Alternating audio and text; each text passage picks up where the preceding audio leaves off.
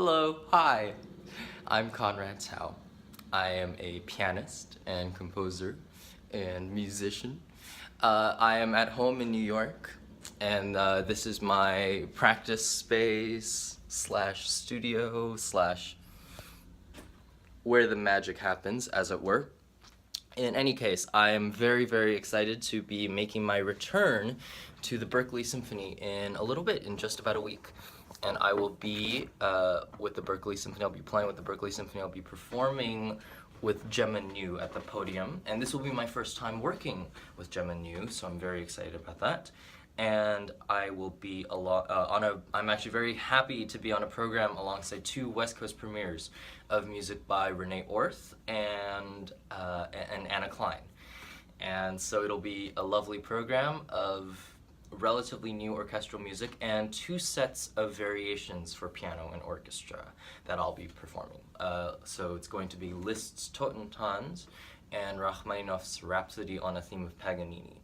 And there's actually some overlap between these two pieces, despite the fact that I think that they ultimately veer out into different directions. There's some common ground. One thing that pieces both have in common is that they both employ, at various moments, the dies irae, with varying levels of prominence. In the Rachmaninoff, the dies irae, which is a very, very old chant, very solemn chant about death, and I'm sure at least some of you know this. I'm sure most of you have heard it in some capacity. It's this ditty right here.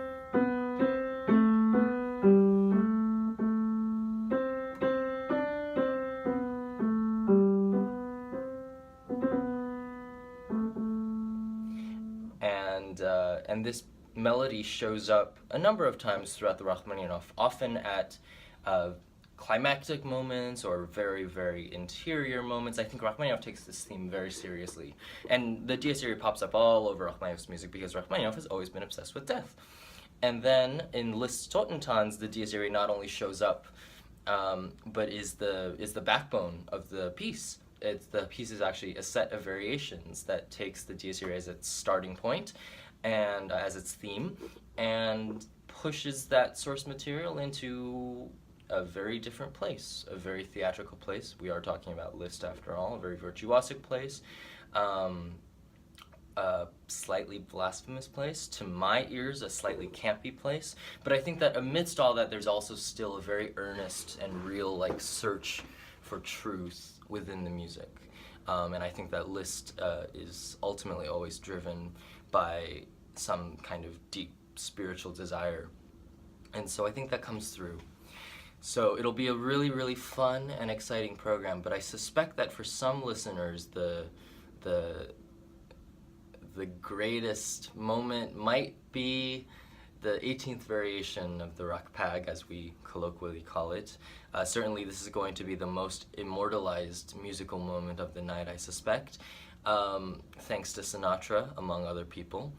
And this 18th variation is just one of the great romantic melodies ever written. And so I'm going to return to it, and I'll see you all at the show. You can get your tickets at berkeleysymphony.org.